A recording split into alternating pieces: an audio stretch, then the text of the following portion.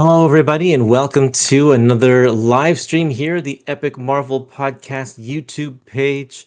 My name is Curtis, and I feel like I'm about to sneeze. Oh boy, that was bad timing. Holy cow. Sneezing on a live stream is just so unprofessional, you know? Well, I'm glad that you're here today. Where are you in the world? Where are you watching from? What time is it? Is it Labor Day where you are? I don't know if Labor Day is something that happens all over the world or if it's just a North American thing, but it certainly is Labor Day here in Canada. Jarance, hello. Nice to see you. Where are you calling from? I don't recognize your name. Is this your first time viewing one of my live streams? Thanks for commenting, though. I don't really have anything extra to show you today. I don't think I have anything just laying around. So we might just kind of get right to unboxing an Epic collection. I got two boxes. This is the first, and the second one's just down here. Um, so let's just get to it for all of you who are watching. This one has been taped up real nice. Tape on all the corners.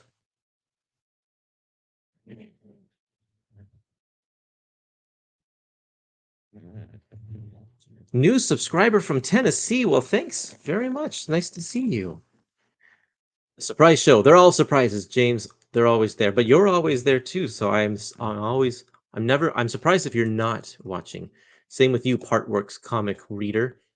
Just Yorkshire is not a British thing. You just had the summer bank holiday last Monday. Okay, so you're ready to start into the fall, into the school year again.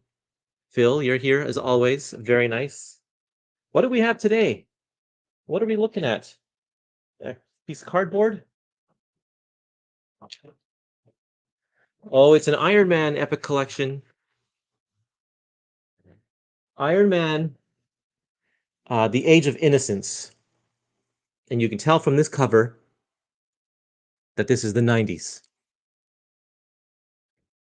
Volume 22. And this is the story of Teen Tony Stark. The most shocking Iron Man story ever told. Can you believe that? The most shocking Iron Man story ever told. Iron Man number 325 to 332. So that wraps up his volume 1 series. After this, it goes to Heroes Reborn. This also has War Machine number 23, Avengers Time Slide, Avengers 395 to 396, Age of Innocence, The Rebirth of Iron Man, and and Onslaught Marvel Universe, and Iron Man the Legend. So a lot of like one shots. The big thing here is that this is the second half of The Crossing, the story that so the previous Iron Man volume was called The Crossing, and it had almost all of the Crossing story in it, but it's just such a large story they couldn't fit it all in one epic collection, so they had to kind of get the last little bit of it over here. So let's see. Dan Abnett, Bob Harris, Terry Kavanagh, Jim Chung, Joe Bennett, and Colazzo. I don't recognize that name. Who's that? Hector Colazzo. Um, doesn't look like a whole bunch of issues, but a whole bunch of stories, but a lot of these are like double size. Let's take a look at inside here. Um, the Prague Radio. First time I managed to catch you live. Great show. Thank you very much. William Lee is here. I could smell the 90s when it was still in the box. Yes, I bet you could. Any Andrew Wildman, I think he would have been doing some War Machine art around there. Well, let's see. Let's consult the War Machine issue. It's actually the first issue in this book. And it says, turn off your comment. A Crossing finale by Dan Abnett, writer, and Yancey Labatt and Fred Haynes on pencils. So that is not, unfortunately, man, remember when War Machine had this alien spacesuit armor? I think that's what this is. Such a weird time for the character. Will War Machine ever be in Epic Collections? I don't know. There would be definitely be enough Depends on how far back you want to go. Do you want to go with like Jim Rhodes's origins as Iron Man when he takes over the Iron Man suit for the first time back in Denny O'Neil's run? Or do we want to start when he first gets the War Machine armor, and then hop right into his solo series? I think that would probably be the best option.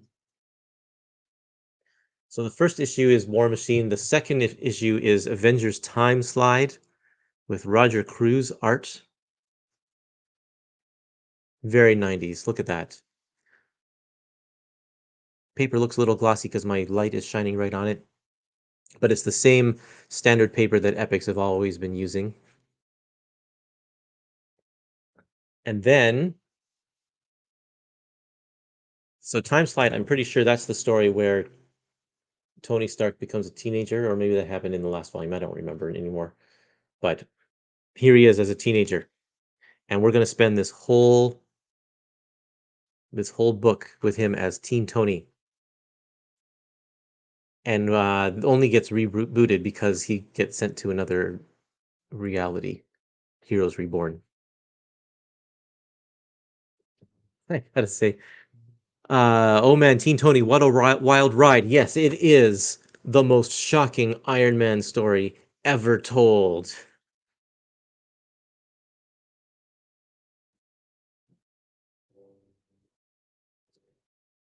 Oh, that's kind of cool. Nice effects there. You can tell we're in the age of digital coloring now. And of course, we have First Sign, but I believe that they are not collecting all of the parts of First Sign in this book. It is just the Iron Man issue. Yeah, so they skip Captain America and Thor,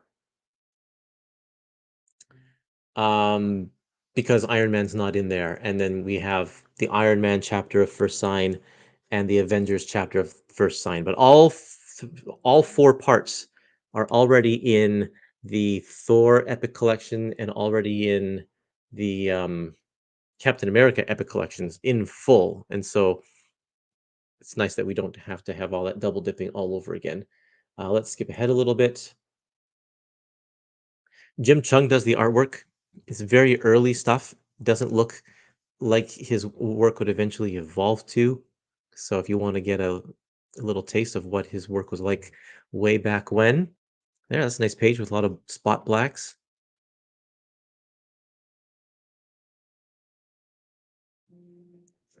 Still an interesting time. Modern comics don't have a lot of word balloons, but this comic still does carry a lot of narration, a lot of inner monologues, a lot of dialogue. Oh, and here's the Onslaught story, Marvel Universe Onslaught. Yep. There, look at that splash page. I think that's a Kubert, right? Adam Kubert, yep. Who does all of the artwork on the inside here. Onslaught was mainly an X-Men story, but it quickly spread to include the entire Marvel universe because it was a stepping stone for when Marvel licensed out their characters to the Image crew to use and do with what they wanted to do. For a year, it probably would have gone longer if they were a little bit more successful, but then they oh, X-Man. X-Man is in this story. Where is a good picture of him? Because X-Men was birthed out of the Age of Apocalypse. This is so 90s, all of this stuff. I don't know, I can't find a good picture of him. There, he's kind of right there. Um, will we get an X-Men epic collection? Out of all of the, you know, lesser known or lesser cared about X titles, X-Men's probably right down there at the bottom. It had some good moments.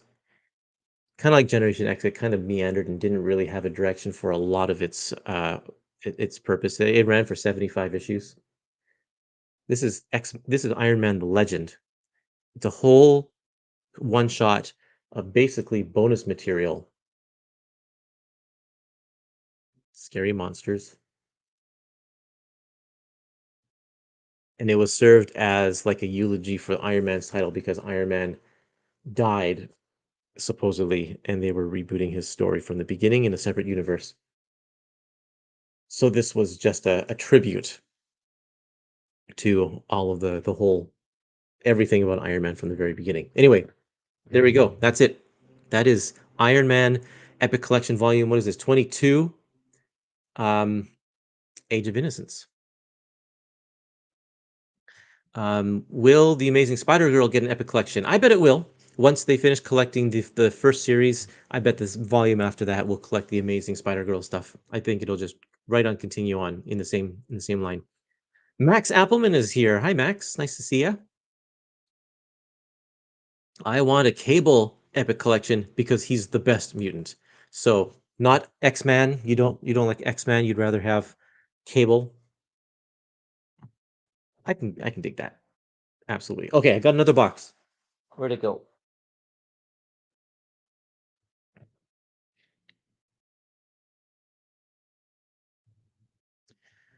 X-Men has been so poorly collected to date. I have both the existing trades. I would be happy to upgrade to something more complete. Yes, I think that that would be really great to see a whole complete collection. 75 issues. If Gen X is doing it in 6 volumes, then X-Men could do it in 6 as well. And X-Men didn't have a lot of the same one-shots and miniseries and all of that kind of stuff to pad it out. So it might be able to do it in 5 volumes. And then a lot of stuff happened to Nate Gray like after his series ended. So I don't know if they'd include any of that stuff. Cable over Nate any day, of course. Hello, Curtis. Any chance for that War Machine series to get collected in its entirety somehow one day, you think? I think so, especially because there's supposed to be, I don't know if this has been canceled yet, but that the Armor Wars Disney Plus series has been upgraded to a movie. So it's a movie starring War Machine. And if they're waiting for a moment to do a War Machine epic collection for a media tie-in, that's probably the moment. It's probably the time right there. That's still, I don't know, still like 2 years away, I think, right? When is that movie coming out? I don't think it's coming out in 2025, or maybe it is. I haven't been keeping track.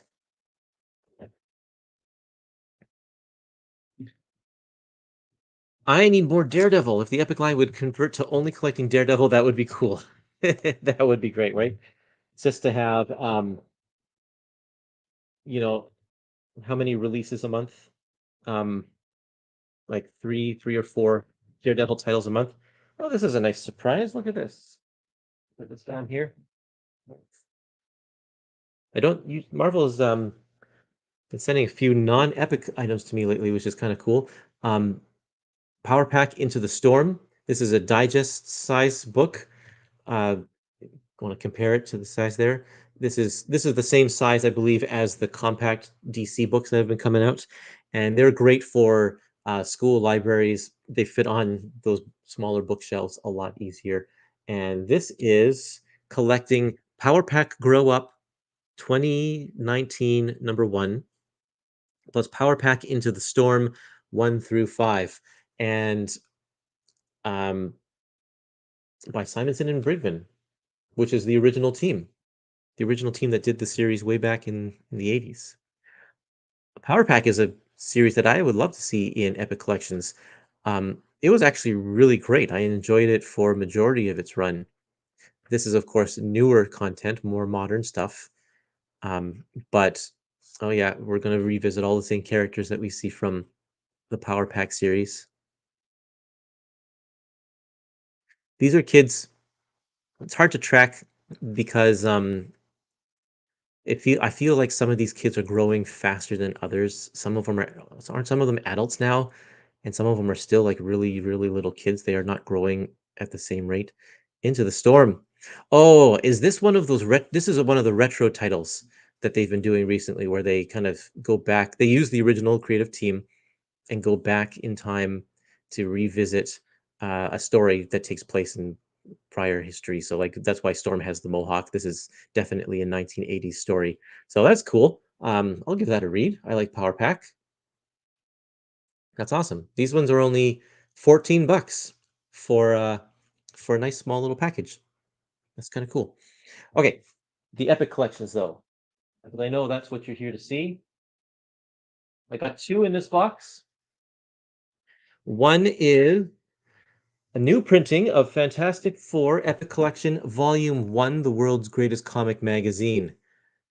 Marvel Age of Comics begins here in Fantastic Four, the world's greatest comic magazine. This is a new edition, new printing, Fantastic Four numbers 1 through 18. And the Epic Collections, the volume ones of some of the long running series have all been, they seem to be reprinting those recently. Hulk is coming out in a few weeks. Iron Man is coming out a little later, and X-Men got a reprint, X-Men Volume 1. And because they are, well, because they're popular, anything Stan Lee and Jack Kirby seems to just continuously sell really well. So yeah, we'll keep on getting these first volumes in print. Um, People always like jumping onto the beginning, so why not keep it in print? But also, Marvel has been doing this new series called the Marvel Remasterworks, which is basically Marvel Masterworks, except that they've found like new source material to get some better scans and some better fidelity in the line work and that, and they've been updating all of their master files. And so these new editions of Fantastic Four #1 are going to be or Volume 1 are going to be using those new files. Now, I don't know how much is new, and I don't know uh, what pages are going to be the remastered ones, but um, I'll flip through my original edition so I can do some comparisons. But there you go. It's going to hopefully look better than ever. And not just the line work, but the coloring. Though I think that anything that they've remastered, they are recoloring as well to take care of uh, any coloring errors that might have happened in the past, or bring some better quality colors. I don't know, but they're supposed to look really good. Um, this is great stuff. These first 18 issues of Fantastic Four really set the tone for Marvel, and because it was in pretty stark contrast to what DC was doing at the time. It was more, I mean, if you can say grounded, it was still superheroes, but not the goofy, funny stuff that DC had been known for doing in the 1950s. This was this was new, it was exciting, it was an adventure, and the characters were portrayed as very human rather than being larger than life. And that really set the tone for what Marvel would try and do with all of their characters in these early years. Um, and they're just great fun adventures. If you want to get started on the early days of Marvel and find out the origin of all of this stuff, then yes, definitely take a look at this volume here. Um, There's a puppet master. Its first appearance is literally for all of these characters that appear in the book because there was nothing before this. This is the start of everything. Oh, actually, I shouldn't say every character. Namor, of course, has a long history that goes way farther than this volume, further back. Um, but other than him, cool. This is great. I think people will be really pleasantly. Those of you who missed Volume 1 will be very happy that this one is back in stock, looking great as ever. Steven the Shy Warrior is here. Hi, Steven. I want an X-Force Volume 1 reprint, but that doesn't seem to be happening. Yeah, it doesn't seem to be happening, does it? So much of the Marvel Universe started in the pages of Fantastic Four. Yeah, you're right. It, uh, it really was an influential book. Here's a new one. Moon Knight Epic Collection, Volume 5. Um, The Trial of Mark Spector. There's old Mooney on the spine there. And on the back, crimes for his mercenary past return to haunt Moon Knight. And this is the cover to the Atlantis Attacks um, annual, Moon Knight annual, no, Punisher annual. This collects Mark Spector Moon Knight numbers 8 through 25 and material from Punisher annual number 2. Um, it's interesting they put Punisher right on the back cover there because they don't seem to be highlighting Punisher in the Epic Collection very much. these days. They've kind of taken a break from issuing his contents, but hopefully we'll see another Punisher volume soon. Man, this list just keeps on getting longer and longer. We now have Blade in here, Blade Night Stalkers. So all of the stuff that's going to come out early in 2025. And this list on the back is so long that we don't even get images at the top anymore. That is, we're almost at 400 Epic collections, you know? Not just I'm not just counting the superhero stuff, but out of Star Wars and Conan and all of that, it is we're getting very close to 400. I think let me just double check that.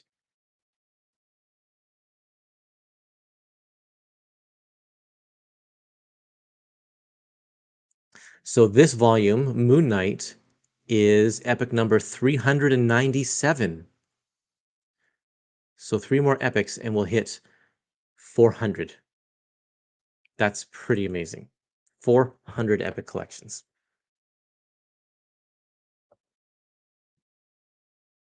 Yeah, I've been holding off on reading that last Moon Knight epic when it was the first one to jump ahead. Um, good to get back to them being in order. Yeah, so you're talking about volume 8, which came out before this one. They went from volume 1, 2, 3, and then 4 came out, and then they skipped over to 8, and now they're filling in that gap again. And I think that was mainly because it was in conflict with the omnibus, the Mark Spector Moon Knight omnibus that had come out at the same time it was collecting the material that's in this volume here. So yeah, Moon Knight, top class Moon Knight, second rate Ghost Rider. Oh well, can't win them all. Ah, yeah. You're getting this Moon Knight one. Will the epic lines always focus primarily on years or decades old material, or do you ever think they'll reach the point where epics are covering material as recent as, say, a run or two before current one? That's what the modern epics are for. And yes, still some of the modern epics are covering decades old because like technically some of it is 2 decades old. Uh, but Spider Girl, I think, goes up to 2029. The thing with the publishing system that Marvel's, I will get a look inside of this in just a second. I think the thing that the publishing system happens right now is they do it all in single issues, and then they collect that into thin trades that collect one story arc, and then potentially they'll collect that into a thicker trade that collects maybe a run or a couple of story arcs, and then it gets optioned for omnibus treatment when there's enough material or for epic collections. So I think all of that stuff that's like really, really recent within the last couple of years, that stuff needs to go through the actual program first because they do have kind of a hierarchy of of which collected editions get to come out before other ones. It seems at least with the newer material. So we have to wait. We'll have to wait a little bit. So I think that with the modern era, we're not going to see anything newer than 2020 for a little while, and that's fine because there is a ton of material to get through in the meantime. 397 is Madness. Yes, it is. Our Graves. Yes, it is. Will they ever release more of the horror line in Epic, Werewolf by Night, etc.? Yes, we have been told by David Gabriel that he does plan on reissuing Tomb of Dracula and probably the other monster books as epic collections when the time comes. So they're not at the point where they're ready to bring that back into print yet, I guess. I think haven't they been re-releasing the Omnis or something like that maybe? So its time will come. But, you know, we already have like 50 epic collection lines. Let's hold off a little bit until maybe some of those lines are finished first. It's my opinion. Atlantis Attacks. There it is, the Punisher Annual. This was actually a good story. I really like this one. They go to try and go underground to some of the drug dealers who are pushing this drug that's turning people into serpents. And then we get into the Mark Spector series, and this series was unique because it was direct market only, and so uh, it only appeared in comic shops. At some point, I think it became available in the regular book market, like at 7-Eleven and stuff as well, but for the most part, which meant okay, so hold on a second. People are correcting me here. No Omni re-releases for Tomb or Werewolf yet. Okay, so I thought they were doing something, but maybe they aren't. Maybe the next thing we see will be those books. Um, they didn't have to have the same sort of ad page count in the direct market books. So we got this is the inside cover of all of the Moon Knight books. All of the issues got that. And then yeah. So is this still Sal Voluto doing artwork here? Chuck Dixon doing the writing, Sal Voluto on the pencils with Tom Palmer, the great late Tom Palmer on inks. So that is going to be a good team. This is what is this 1989 to 1991. So it's still I feel like this is still distinctly like a 1980s feeling book at this point. Um it hasn't Oh, here we go. Phil knows what he's talking about. They are currently doing masterworks of both series, though. Yes, okay. So we'll after the masterworks then. Flag Smasher. Um, this is the Acts of Vengeance era. This is when Marvel was doing. I really like this era in the late '80s when Marvel was doing all this stuff like Acts of Vengeance, and so in this one he teams up with, or sorry, the point of Acts of Vengeance is that the heroes get to fight villains that they don't normally get to fight. So, of course, Flag Smasher was a Captain America villain at the time through Mark Gruenwald's run, and so that's why he's facing up with him, facing fighting. Sorry, can't talk. For those of you who don't know anything about Moon Knight, he is a character who takes on different personas in order to infiltrate um, different areas of the city and get different types of information. Um, this book focuses a lot on Mark Spector, which apparently is his original identity, though that's disputed, I think, in the some of the later comics and such.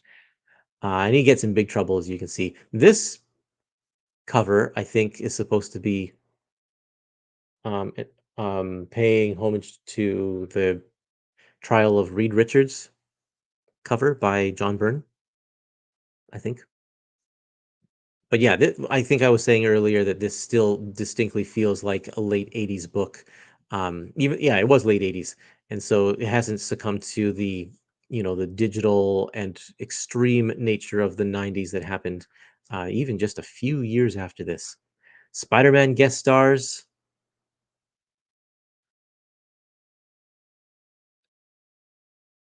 I think after this, in the next volume, we're going to get the round robin story because it kind of ties up some of the loose ends that we will read about in this volume here. There's Punisher. He's in this one a lot. And he's in the round robin story as well, so we'll see him in the next volume.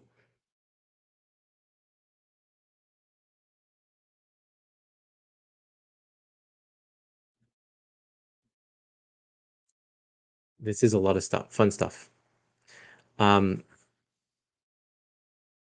I love his crescent ship. Oh, and there's Ghost Rider. I was waiting for him to show up. He's in the. I haven't read like the last half of these stories, but here we are. Let's get the cover. Where's the cover to that Moon Knight issue here? Here we go. So cover, first page, you can see there's no inside cover. So at this point, it's moved over to not be direct market exclusive anymore. That happens in this era right here. So there you go. Ghost Rider, the Fist of Khonshu versus or meets the Spirit of Vengeance. Howard Mackie and Mark Bagley on this issue here.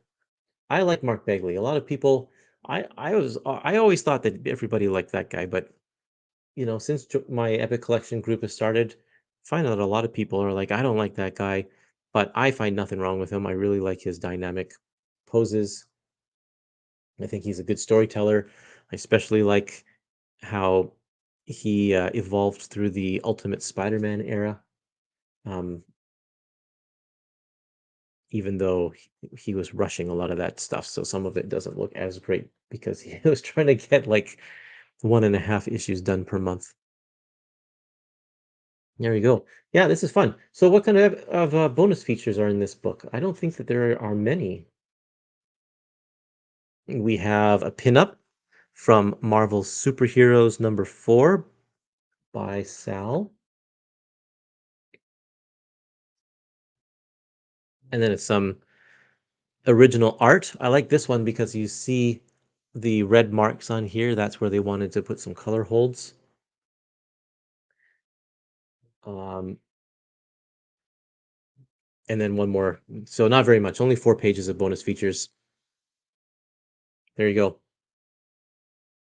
Appreciate the answer, Curtis. Uh, recent epics was Turbo recent epics was a good dream though. I'm not exactly sure. There might have been a typo in there.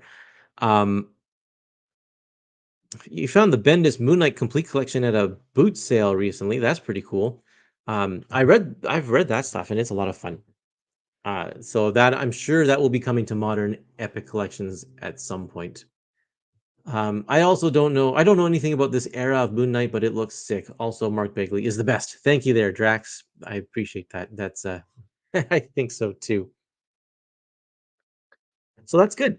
What dates are these coming out? Let's check the calendar and see when these are going to be in stores. This one here, Iron Man Age of Innocence, is in stores October the 1st. And then Moon Knight follows a week later, October the 10th. And so this is epic number 396. This is epic 397. 398 is going to be Daredevil Modern Era Epic Collection Volume 3. 399 is going to be Captain America 2, The Death of the Dream. And then number 400 is going to be Ghost Rider.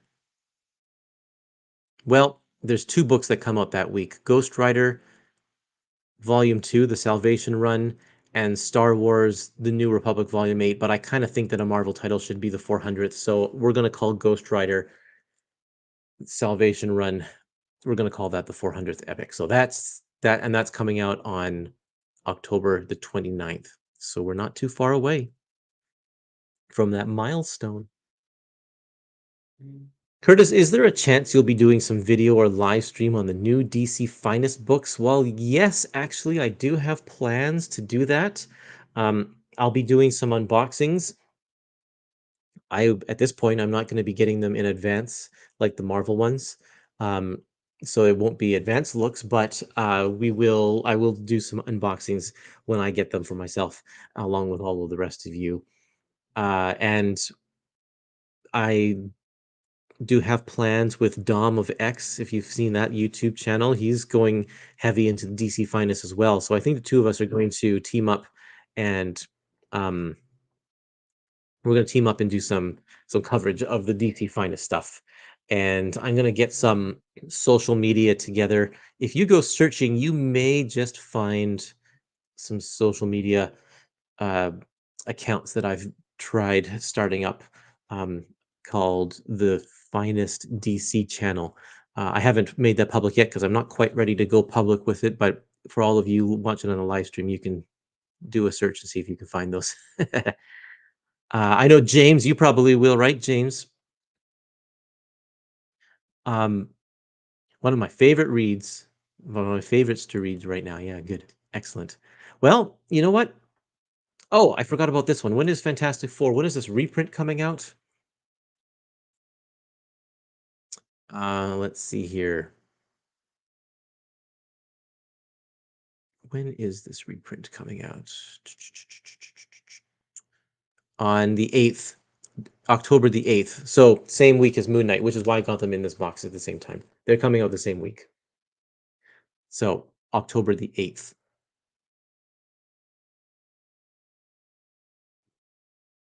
Yes, Phil always reminds me to say this because I always forget. Don't forget to hit that like button, everybody. I do appreciate that. Thank you very much. Subscribe to the YouTube channel if you are so inclined. Fantastic Four should be the 400th. I know, right? It feels like I haven't well, I don't count any of the reprints in the 400 total, but it does seem like a Fantastic Four volume should be the 400th. You're right. Yeah. Thank you, Curtis. Always good to talk comics with you, brother. Have a great day. Thanks, Matt. You have a great day too. You're all in for everything you've seen of Finest so far. The time will come when they'll hit material that I already have in epithics or compendiums. But until then, picking up everything. That's great. Yeah, but man, they're starting strong.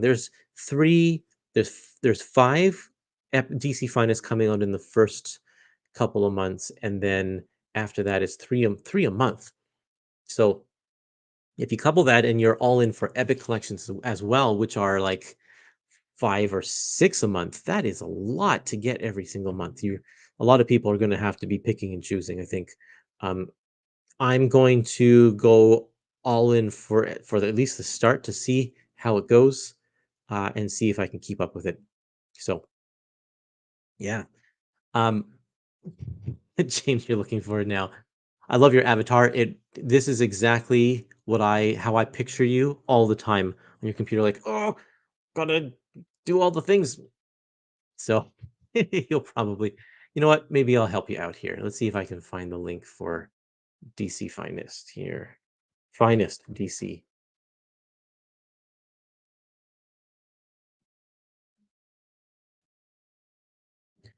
Finest DC channel. Okay. Here's a link to, I put it in the chat, the link to my Instagram page that I'm setting up. That's the one that actually has some content on it already. I haven't done a whole lot, and I plan to put up the rest content for the rest of the books that are announced. So there you go. We expect a new Warriors line soon. Now that the series is finished in omnibus format, it seems like a good time to start the epic line. You are absolutely correct. Um, yes, I think that we'll see new Warriors sooner than later. I would expect that they'll wait for the omnibus thing to run its course first. If if they if once they start if the omnibuses aren't selling well and they're going to start to show up in ollies, then I think that's a good sign that they'll come to Epic Collection next. Uh, and you might think to yourself, well, will they come to Epic Collection if they're going to be deep discounted at ollies? Doesn't it seem like they're not selling well? Well, just because it didn't sell well in one format doesn't mean that it's not going to sell well in another format. Um, Omnibus collectors are not Epic collectors, and maybe Epic Collection is the right format for for New Warriors. Kind of like Generation X. Don't have any Omnis there. Not sure how many people are really clamoring for a Generation X Omni, but these paperback collections are just fine for that series. So there you go. What about Darkhawk? There's another one. There's a bunch of those 90s titles like Sleepwalker and Nomad and all of those guys. Are there going to be epic collections? I think so, but they're probably a little lower down the list.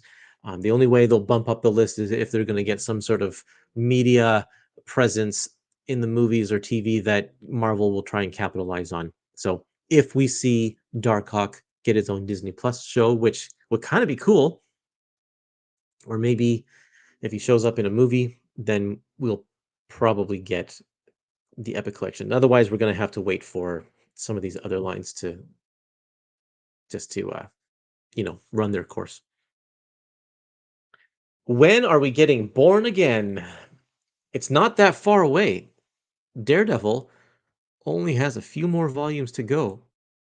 Let's see here. As far as the classic pre-Marvel Knight stuff is concerned, we just have volume 8, 9, 10, and 11. So volume 8, um, yeah, volume 8, 9, 10, 11. We're going to get into the Heroes Reborn era.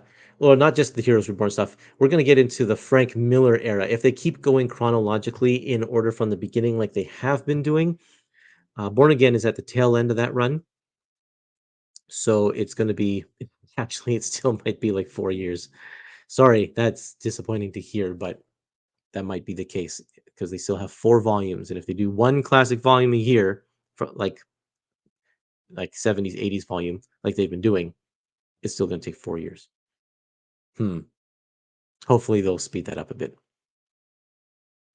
However, now that I say that, the Daredevil show is coming out, and it's called Born Again. So you think that maybe they would actually release that volume that's titled Born Again to coincide with the release of that TV series in order to capitalize on that whole media synergy. So there we go. I read Frank Miller's Man Without Fear. Life changing. Yeah.